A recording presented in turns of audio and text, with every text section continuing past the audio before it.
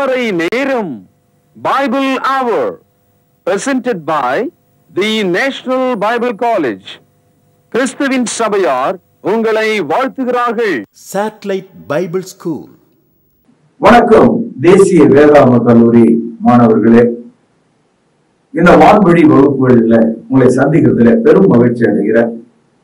அதிகாலையில் என்னை தேடுகிறவன் என்னை கண்டடைவான் என்று கர்த்தர் சொல்லி இருக்கிறார். நம் நாட்டுல பெரியவங்க சொல்றாங்க, காலையில எழுந்து படிக்கிற படிப்பு மனதிலே நிற்கும் என்று. கர்த்தருடைய வார்த்தையை படிப்பதற்கு இந்த அதிகாலை உங்களுக்கு உதவியாக இருக்கட்டும். நீங்கள் படிப்பது ஏதோ ஒரு பரீட்சைக்கு படிக்கிறது மாதிரி இல்லாம, உங்கள் ஆத்மாவுக்காக, உங்கள் வாழ்க்கைக்காக, உங்களுடைய எதிர்காலமாகிய நித்திய வீட்டுக்காக படிக்கிற ஒரு படிப்பாக இது இருக்க வேண்டும். அது மாத்திரமல்ல, தேவனுடைய வசனம் இருபுறமும் கருக்குள்ள பட்டயம் போல இருக்கிறது. அந்த பட்டயத்துக்கு நிகராக கூறான ஒன்று எதுவுமே இல்லை. காரணம் என்னன்னா, நம்முடைய ஆவியையும் ஆத்துமாவையும் உருவ வெட்டி குத்தக்கூடியதாக இருக்கு. உலகத்துல எந்த ஒரு கத்தியும் பட்டயமும் தோல் உடல் தான், இந்த எலும்பை தான் வெட்ட முடியும். நம்முடைய ஆவி ஆத்மாவை குத்தவோ வெட்டவோ இதற்கு அதிகாரம் இல்லை. தேவனுடைய வசனம் பட்டயம் போல இருக்குது. அதனால தேவனுடைய வார்த்தைகளை கற்றுக்கொள்வதற்கு தேவன் உங்களுக்கு ஒரு பாக்கியத்தை தந்திருக்கிறார். இந்த நாட்கள்ல ஒரு தொடராக பவர் ஆஃப் ஃபர்கிவ்னஸ், அதாவது மன்னிக்கும் வல்லமை என்ற தலைப்புல இந்த தொடரை நம்ம கவனிக்கிறோம். தலைப்பை பார்க்கும்போது ஒன்றுமில்லை, அது தெரிஞ்ச விஷயம்தான் அப்படின்னு நம்ம நினைக்கிறோம். ஆனா உங்க வீட்டையே திரும்பி பாருங்க, அக்காவை பாருங்க, அண்ணனை பாருங்க, அண்ணியை பாருங்க, தங்கச்சியை பாருங்க, அப்பா அம்மாவை பாருங்க. எவ்வளவு ஆண்டு காலமா பிரிஞ்சிருக்காங்க, எவ்வளவு ஆண்டு காலமா சண்டையில இருக்காங்க, எவ்வளவு ஆண்டு காலமா ஒரு முகத்தை ஒருவர் பார்ப்பதில்லை, ஒருவர் போகிற திசையில இன்னொருவர் போவதில்லை. குடும்பம் சிதறி இருக்கிறதுக்கு காரணம் மன்னிக்க முடியாத மனம்தான் காரணம். ஒரு குழந்தை பானை கீழே போட்டு உடைச்சிடும். அது மாதிரி நம்முடைய வாழ்க்கையில எல்லாருமே தவறு செய்யக்கூடியவங்க தான். பாவம் செய்யாத மனிதன் உலகத்துல ஒருவருமே இல்லை. ரோமர் 3வது அதிகாரம் 10வது வசனம். எல்லாரும் பாவம் செய்து தேவ மகிமையற்றவர்களானார்கள். ரோமர் 3வது அதிகாரம் 23வது வசனம். அப்படி இருக்கும்போது மன்னிப்பு என்பது மனிதன் எல்லாரும் தேடக்கூடிய 24 மணி நேரம் தேடக்கூடிய ஒன்றாக இருக்கு. அதாவது மனிதர்கள் எல்லா மதத்திலும் மன்னிப்பு கேட்கிறாங்க, மக்கள் மன்னிப்பை கொடுக்கிறார்கள். இது ஒரு சாதாரண விஷயமா நமக்கு தெரியும். ஆனா நம்முடைய வாழ்க்கையை பாதிக்கக்கூடிய ஒரு விஷயமா தான் இது இருக்கு. கிளாஸ் ரூம்ல பாருங்க, சண்டை வந்துட்டுதுன்னா 6 மாசம் பேச மாட்டீங்க. அந்த இடைவெளியில அந்த குற்றம் இருக்கிறது. அதற்கு பதில் ஒரு மன்னிப்பு தான், மன்னிப்பை கொடுப்பது தான். இன்னைக்கு சமுதாயத்தில் நீங்க பாத்தீங்கன்னா, ஒருத்தர் வீட்டுக்குள்ள வந்தா இன்னொருத்தர் வீட்டுக்குள்ள ஓடிடுவார். ஒருவர் தெருமுனையில வந்தா மறு தெருமுனையில இன்னொருத்தர் ஓடி போறாரு. அதாவது மன்னிப்பு கேட்க ஒருவர் வராரு, மன்னிப்பு கொடுக்க மாட்டேன்னு இன்னொருத்தர் ஓடுறாரு. இப்படிப்பட்ட ஒரு சமுதாயத்தில் தான் நம்ம இருக்கிறோம். மன்னிப்பு என்பது ஏற்கனவே நான் உங்களுக்கு சொன்னேன், வாயினால் தான் கேட்கிறோம். வாய் வார்த்தைகளாக இருக்கிறது. வார்த்தைகள் நம்முடைய மனதிலிருந்து வருகிறது. ஆக மன்னிப்பு என்பது மனது, வார்த்தை, வாய், இந்த மூன்றிலிருந்து புறப்படுகிற ஒன்றாக இருக்கு. அதுபோல மன்னிப்பு என்பதும் மனது, வார்த்தை, வாய், நான் மன்னித்தேன் என்று சொல்றது. ஆனா பொதுவா மன்னிப்பு கேட்கிறவங்கள மன்னிப்பு கொடுக்கிறவங்க ரொம்ப இலக்காரமாகவும் கேவலமாகவும் ஒரு பன்றியை போலும் பார்ப்பார்கள். மன்னிப்பு கொடுக்கிறவர் சிங்காசனத்துல உட்கார்ந்துருப்பாரு, மன்னிப்பு கேட்கிறவர் மண்டியிட்டு தரையில இருப்பார். இந்த ஒரு காட்சியை தான் மனிதர்கள் தங்கள் மனத்திரையில வைத்திருக்கிறார்கள். The man who asked forgiveness is looked like a swine. The man who wanted to give him forgiveness, he sat on the throne. இந்த ஒரு இமேஜ் அவங்க வளர்த்துட்டு இருக்காங்க. ஒரு முறை இயேசு கிறிஸ்துவின் இடத்துல அவருடைய அப்போஸ்தலர்கள் மன்னிச்சே சோர்ந்து போனவர்களை போல மன்னிப்பு கொடுத்து ஏதோ வாழ்க்கையே அசந்து போனவர்களை போல இயேசுவிடத்தில் இந்த கேள்வி வைத்தார்கள். என்ன சொல்றாங்க? மத்தேயு 18வது அதிகாரம் 21வது வசனம்.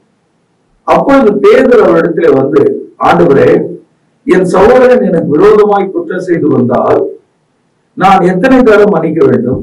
7 தரம் மட்டுமோ என்று கேட்டான். காரணம், பேதுரு அப்போஸ்தலன் ஒரு யூதர். யூதர்கள் மோசேயினுடைய நியாயப்பிரமாணத்தை கை கொள்கிறார்கள். நியாயப்பிரமாணத்துல எழுதப்பட்ட கட்டளைகளும் இருக்கிறது, எழுதப்படாத கட்டளைகளும் இருக்கிறது. அதாவது மோசேயினுடைய நியாயப்பிரமாணத்தை காலப்போக்கில் மத குருமார்கள் அதற்கு பாரம்பரியங்களை சேர்த்து விட்டார்கள். அதுல ஒன்று, ஒரு முறை பாவம் மன்னிப்பு கேட்டால் அவனுக்கு மன்னிக்கலாம், அது மாதிரி 7 முறை வேணா மன்னிக்கலாம் அப்படின்னு ஒரு லிமிடேஷன் கொண்டு வந்துட்டாங்க. இப்ப எப்படி நமக்கு வரி செலுத்துவதற்கு ஒரு உச்ச வரம்பை அரசாங்கம் நியமிக்குது, இவ்வளவு இருந்தா வரி செலுத்தலான்னு, அந்த மாதிரி ஒரு உச்ச வரம்ப மன்னிப்புக்கு கொண்டு வந்துட்டாங்க. They made a policy. 7 முறை வேணா மன்னிப்பு கேட்கலாம், அதுதான் லாஸ்ட், அதுக்கு மேல கேட்டா கிடையாது, அந்த மாதிரி நினைச்சாங்க. ஆனா இயேசு கிறிஸ்துவினுடைய சிலுவை நமக்கு எப்படிப்பட்ட மன்னிப்பை கொடுக்கிறது? ஒவ்வொரு நாளும் நமக்கு மன்னிப்பை கொடுக்கிறது. நம்முடைய வாழ்நாள் காலம் முழுவதும் நமக்கு மன்னிப்பை கொடுக்கிறது. இயேசுவின் சிலுவையிலே ஒழுகும் ரத்தம் எல்லா காலத்துக்குமான மன்னிப்பாக இருக்கிறது. நான் நம்முடைய சமுதாயத்துல மாற்றுவாதத்தை சேர்ந்தவர்கள் என்னிடத்துல இப்படி கேட்பார்கள், கிறிஸ்தவங்க செய்யறதெல்லாம் செஞ்சுட்டு மன்னிப்பு கேட்பாங்க, இதான் அவங்களுடைய வழக்கம், இது என்ன மதம் அப்படின்னு சொல்றாங்க. எனக்கு ரொம்ப ஆச்சரியம் என்னன்னா, சொல்றவங்க என்னைக்குமே மன்னிப்பு கேட்டு கிடையாது. காரணம், அவனுக்கு மன்னிப்புனா என்னன்னு தெரியாது, மன்னிக்கப்படாத ஜென்மங்கள் அது. மன்னிப்பு கேட்கிறவன் அறிவாளி, மன்னிப்பு கேட்கிறவன் மனம் திரும்புகிறவன், மன்னிப்பு கேட்கிறவன் நீதியை விரும்புகிறவன், மன்னிப்பு கேட்கிறவன் ஜீவனுள்ள தேவனையும் அவருடைய நியாய தீர்ப்பையும் அறிந்திருக்கிறான். அதனாலதான் கிறிஸ்தவர்கள் மன்னிப்பை கேட்பதையே ஒரு மார்க்கமாக வைத்திருக்கிறார்கள். எப்போது தேவனுடைய சமூகத்துல பாவியாகி மீது கிருபையாயிரும், Lord have mercy upon me என்று சொல்லத்தக்கதாக நம்முடைய உடல் இருக்கிறோம். இந்த பித்தளை பாத்திரங்கள் இருக்க, அதை புளி போட்டு நல்லா தேய்ச்சி கழுவணும்னா பல படன்னு தங்கம் மாறி மின்னும். ஆனால் அதே பாத்திரத்தை ஒரு வாரம், ஒரு மாசம், ஒரு 3 மாசம், ஒரு வருஷம் அப்படியே தனியா வச்சுட்டோம்னா, நீங்க திரும்பி வந்து பாத்தீங்கன்னா பளபளப்பாக இருந்த அந்த பாத்திரம் கருப்பா இருக்கும். எப்படி அதுல கருப்பு வந்தது? மண் விழுந்ததா, தூசி விழுந்ததா? இல்ல, காற்றில் இருக்கிற ஆக்சிஜன் அது மேல மோதி ரசாயன மாறுதல் அடைந்து அந்த பித்தளை கரு நிறத்தை காப்பராக மாற்றிக்கொண்டது. அந்த கருப்பு நிறத்தை அது பெற்று விடுகிறது. அது ஒரு விஞ்ஞான ரீதியாக நடைபெற்ற ஒன்று. அதனால நீங்க எந்த ஒரு பித்தளையும் நீங்க அந்த ஆக்சிஜனேட் என்று சொல்லக்கூடிய அந்த மாற்றத்தை அடையாம விடவே முடியாது. அது அப்படிதான் இருக்கும். அது மாதிரி நம்முடைய ஆத்மா நீங்க எவ்வளவுதான் நியாயமாக, எவ்வளவுதான் சரியாக இருப்பதாக நினைத்தாலும் கூட குற்றம் விளைத்துக் கொண்டே தான் இருக்கும், பாவம் வந்து கொண்டேதான் இருக்கும். பாவத்தை விட்டு நான் விலகவே முடியாது. பேதுரு கேட்டாரு, எத்தனை தடவை நான் மன்னிக்கணும்? 7 தடவை மன்னிச்சா போதுமா அப்படின்னு கேட்டார். மாணவர்களே, கண்மணிகளே, தோழர்களே, நீங்க என்ன நினைக்கிறீங்க? இயேசு என்ன பதில் சொல்லியிருப்பா நீங்க நினைக்கிறீங்க? போனா போது 8ஆவது தடவை பண்ணீங்க, போனா போது 9ஆவது தடவை பண்ணீங்க, 10 தடவை பரவாயில்ல பாத்துங்க. இந்த மாதிரியான ஒரு லிமிட்டேஷனே இல்லைங்க. பாருங்கள் 22வது வசனம். அதற்கு இயேசு 7 தரம் மாத்திரம் அல்ல, நல்லா கவனிங்க, 7 70 மட்டும் என்று உனக்கு சொல்லுகிறேன். ஒரு உதாரணமா சொல்றார். 7 into 77 அப்படியே பெருக்கிறேன் போங்க அப்படின்றார். அதனுடைய அர்த்தம் என்னன்னா, 77 முறையோ 449 முறையோ அப்படி இல்லை. உன் வாழ்நாள் முழுவதும் உன் சகோதரன் வந்து என்னை மன்னி என்று கேட்டால் நீ மன்னித்துக் கொண்டே இருக்க வேண்டும். இதுதான் என்னுடைய கருத்து. இதற்காக இயேசு கிறிஸ்து ஒரு உதாரணத்தை சொல்கிறார். இந்த உதாரணம் நம்முடைய மனதை தைக்கக்கூடியதாக இருக்கிறது. கவனியுங்கள் 23வது வசனம். எப்படி எனில் பரலோக ராஜ்யம் தன் ஊழியக்காரனிடத்துல கணக்கு பார்க்க வேண்டும் இருந்த ஒரு ராஜாவுக்கு ஒப்பாக இருக்கிறது. அவன் கணக்கு பார்க்க தொடங்கின போது கவனிங்கள் 10,000 தாலந்து கடன்பட்டவன் ஒருவனை அவனுக்கு முன்பாக கொண்டு வந்தார்கள். 10,000 சொன்னா 10,000 என்று அர்த்தம். கடனை தீர்க்க அவனுக்கு நிர்வாகம் இல்லாதபடியால் அவனுடைய ஆண்டவன் அவனையும் அவன் பெண்ஜாதி பிள்ளைகளையும் அவனுக்கு உண்டான எல்லாவற்றையும் விற்று கடனை தீர்க்கும்படி கட்டளையிட்டான். எவ்வளவு பெரிய ஒரு கடன் பாருங்க. அந்த கடனுக்கு ஈடாக கொடுக்க எதுவும் இல்லை. அவன்கிட்ட மனைவியும் விற்கணும், பிள்ளைகளையும் விற்கணும், வீடு வாசல விற்கணும். அத்தனையும் கூட்டா கூட அந்த 10,000 தாலந்து கிடைக்காது. அந்த அளவுக்கு கடன் பட்டுக்கிறான். சகல நினைச்சு பாருங்க, நம்முடைய மனைவி, பிள்ளைகள், வீடு எல்லாத்தையும் நாம் பட்ட கடனுக்காக தூக்கிட்டு போயிட்டா நம்ம நிலைமை எப்படி இருக்கும்? அந்த அளவுக்கு தேவனுடைய பார்வையில நம்ம கடன்பட்டிருக்கோம். நம்முடைய பாவங்கள் அவ்வளவு கொடிதாக இருக்கிறது. நமக்கு அவ்வளவு பெரிதான கடன் பாரமாகிய அந்த பாவ மன்னிப்பு நமக்கு தேவைப்படும். மன்னிப்பின் வல்லமை தேவனால் நமக்கு உண்டாக்கப்பட வேண்டியதாக இருக்கிறது. 26வது வசனம். அப்பொழுது அந்த ஊழியக்காரன் தாழ விழுந்து கவனிங்கள் வணங்கி கவனிங்கள் ஆண்டவனே என்னிடத்துல பொறுமையாயிரும் எல்லாவற்றையும் உமக்கு கொடுத்து தீர்க்கிறேன் என்றார்.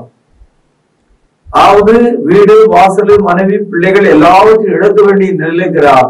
அந்த ஆளு அந்த எஜமான் காலில் விழுந்து வணங்கி ஆண்டவரே என்று சொல்லி எப்படியாவது இந்த கடனை நான் திருப்பி கொடுத்துறேன் அப்படின்னு சொன்னான். இப்பொழுது 27வது வசனம். அந்த ஊழியக்காரனை ஆண்டவன் மனதிருங்கி அவனை விடுதலை பண்ணி கடனையும் அவனுக்கு மன்னித்து விட்டான். இப்ப பாருங்க, இந்த விஷயத்துல 2 நிகழ்ச்சி நடக்குது. முதலாவது அவனுடைய கடனை மன்னித்தான். 2வது கடனுக்கான தண்டனையை மன்னித்து விட்டு விட்டான்.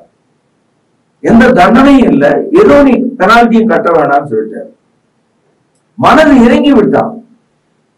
அதாவது சொத்து, மனைவி, பிள்ளைகள் எல்லாவற்றையும் வித்தாலும் திருப்பி அடைக்க முடியாத கடனை அந்த எஜமான் மனதிறங்கி அவனை விடுதலை பண்ணி அவனை மன்னித்து விட்டா. மொத்தமா அவனுக்கு மன்னிப்பு கிடைச்சிருச்சு. சகோதரர்களே கவனிங்க, இங்கதான் நீங்களும் நானும் இருக்கிறோம். இங்கதான் உங்க அப்பா என் அப்பா இருக்காங்க. இங்கதான் நம்முடைய சமுதாயம் இருக்கு. இங்கதான் அந்த ஜனக்கூட்டங்கள் இருக்கு. அதுல ஒரு ஆளாக நாம இதை படிக்கிறோம். கவனிச்சு பாருங்க 28வது வசனம். அப்படி இருக்க அந்த ஊழியக்காரன் புறப்பட்டு போகையில் தன்னிடத்துல 100 வெளிப்பணம் கடன் பட்டிருந்த ஒருவனாகிய தன் உடன் வேலைக்காரன் ஒருவனை கண்டு அவனை பிடித்து தொண்டையை நெரித்து நீ பட்ட கடனை எனக்கு கொடுத்து தீர்க்க வேண்டும் என்றார். இப்பதான் 10,000 தாலந்து கடனை எஜமான் மன்னித்து குடும்பத்தையே விடுவித்து விட்டான். எல்லாம் ஃப்ரீ ஆக்கி விட்டான். அவ்வளோ பெரிய மன்னிப்பு, இமயமலை போன்ற ஒரு பெரிய மன்னிப்பு, மாபெரும் சமுத்திரத்தை போன்ற ஒரு மன்னிப்பு. அவ்வளவு பெரிய மன்னிப்பு பெற்ற இந்த ஆளு தன்னிடத்துல 100 வெள்ளி பணத்தை வாங்கின ஒரு வேலைக்காரன், அவனால் கொடுக்க முடியல. அவனை பிடிச்சு அவன் தொண்டையை நெரிக்கிறான். தொண்டையை நெரிச்சு என்ன நடக்கும்? செத்து போயிடும் ஆளு. தொண்டையை நெரித்து நீ பட்ட கடனை உடனே இங்க வையின்னு சொல்றான். அது மாத்திரமல்ல, 29வது வசனம் பாருங்கள். அப்பொழுது அவனுடைய உடன் வேலைக்காரன் அவன் காலிலே விழுந்து என்னிடத்துல பொறுமையாயிரும் எல்லாவற்றையும் உமக்கு கொடுத்து தீர்க்கிறேன் என்று அவனை வேண்டிக் கொண்டான். 30வது வசனம் பாருங்க, ரொம்ப கவனமா பாருங்க. அவனும் சம்மதியாமல் போய் அவன் பட்ட கடனை கொடுத்து தீர்க்கும் அளவும் அவனை காவலில் போடுவித்தான். அதாவது அந்த 100 வெள்ளி பணத்தை கொடுக்காத அந்த மனிதனை தொண்டை நெரிச்சது மட்டுமல்ல, உரைச்சது மட்டுமல்ல, இப்ப அவனை பிடித்து ஜெயில போட்டான், ப்ராசிக்யூட் பண்ணிட்டாங்க. இதே ஆள் தான் கொஞ்சம் முன்னால 10,000 தாலந்து பொருளை கொடுக்க முடியாம அவனும் அவனுடைய மனைவி, பிள்ளைகள், வீடு வாசல் எல்லாம் அடிமைப்பட வேண்டிய நேரத்துல அவனுடைய எஜமான் அவனுக்கு அதை மன்னித்து இருந்தார், அவனை விடுதலை பண்ணியிருந்தார்.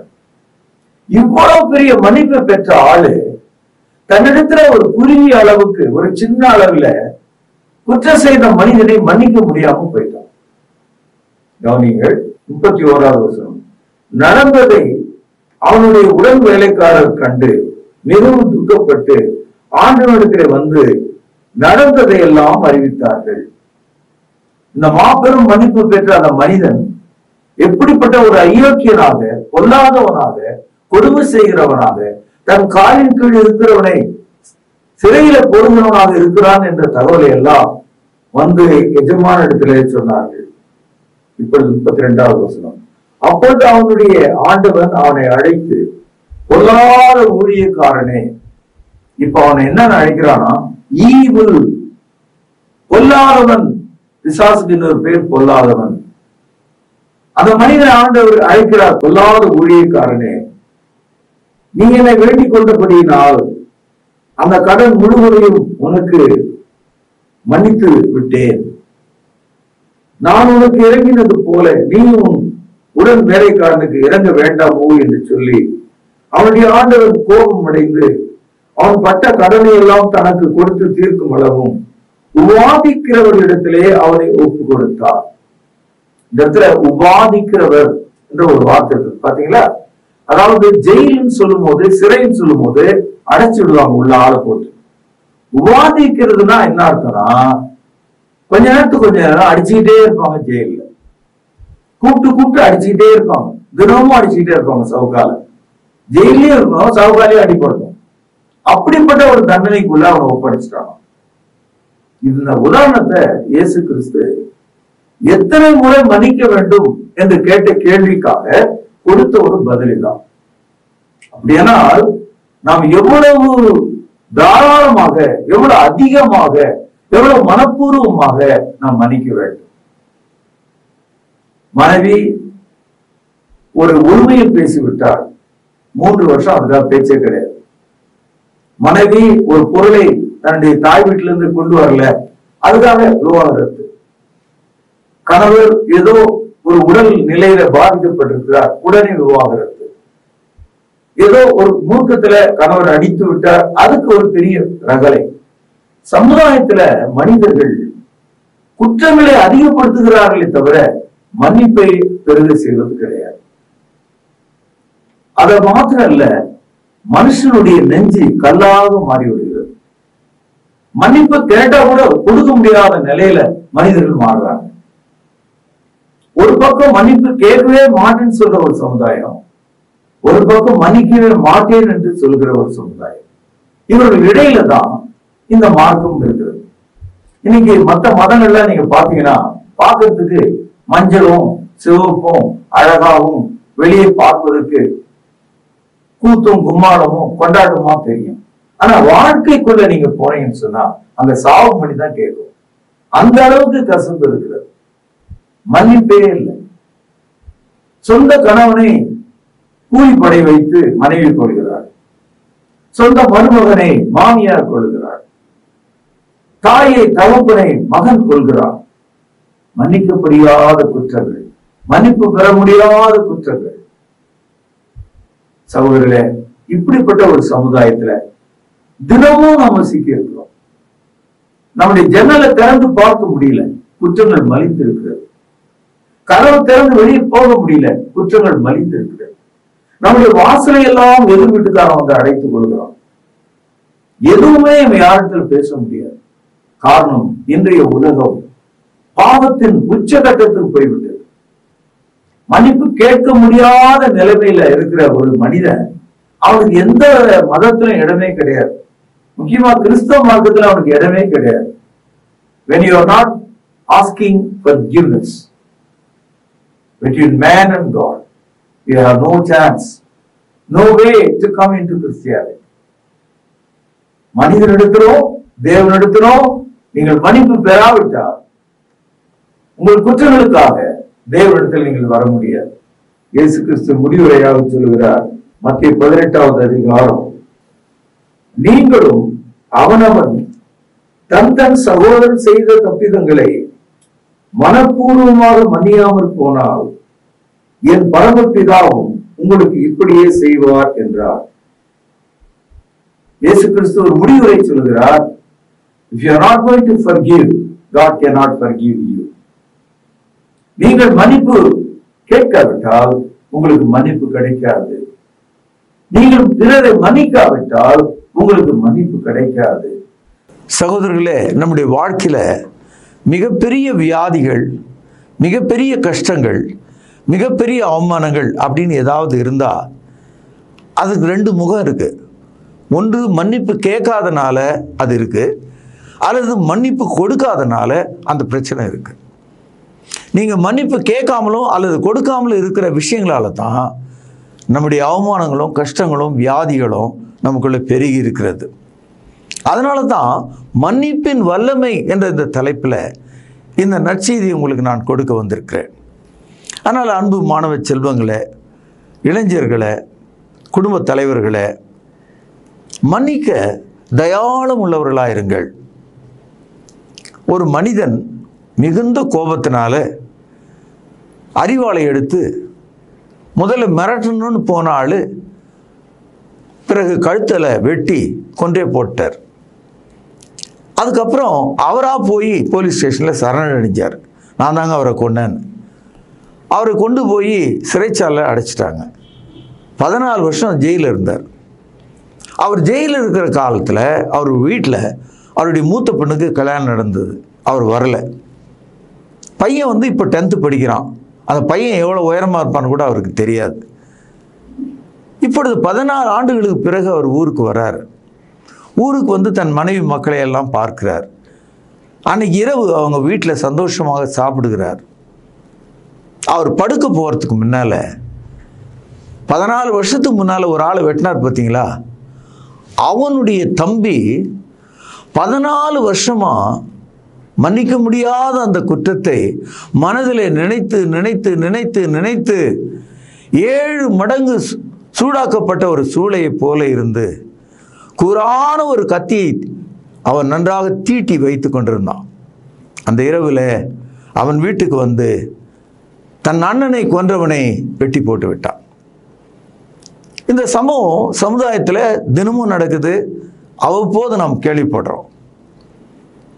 சிறைச்சாலிருந்து வந்த உடனே வெட்டு அவனுக்கு. அப்போ இதுலேருந்து என்ன தெரியுதுன்னா, மன்னிக்க முடியாத ஒரு மக்கள் ஒரு பகுதியில் இருக்காங்க. அதாவது செய்த குற்றத்துக்கு நம்ம இந்த சமுதாயத்தில் தண்டனை வாங்கினாலும் கூட அந்த தண்டனையை அவன் தான் அனுபவிச்சான். ஆனால் எதிராளி அதை கோபமாக வைத்திருக்கிறான். அவனால் அதை மன்னிக்க முடியல. ஆகவே மன்னிக்க முடியாத அந்த கோப உணர்வு அவனை வெட்டி போட்டது.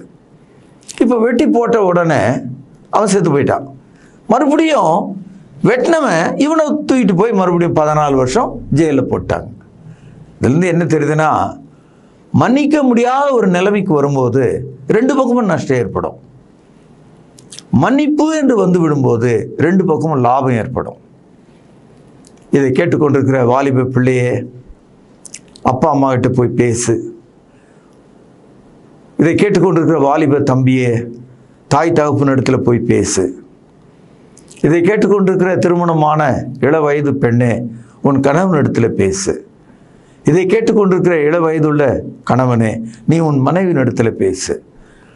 நாம் நம்முடைய பாவங்களையும் குற்றங்களையும் அறிக்கையிட்டு மனம் திரும்பினால் தேவன் நமக்கு இறங்கி உதவி ரட்சிக்க வல்லவராயிருக்கிறார்.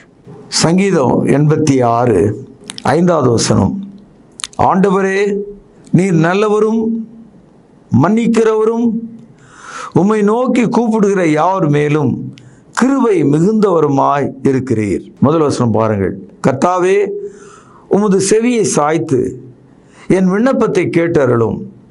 நான் சிறுமையும் எளிமையும் மாணவன். என் ஆத்துமாவை காத்தருளும். நான் பக்தி உள்ளவன்.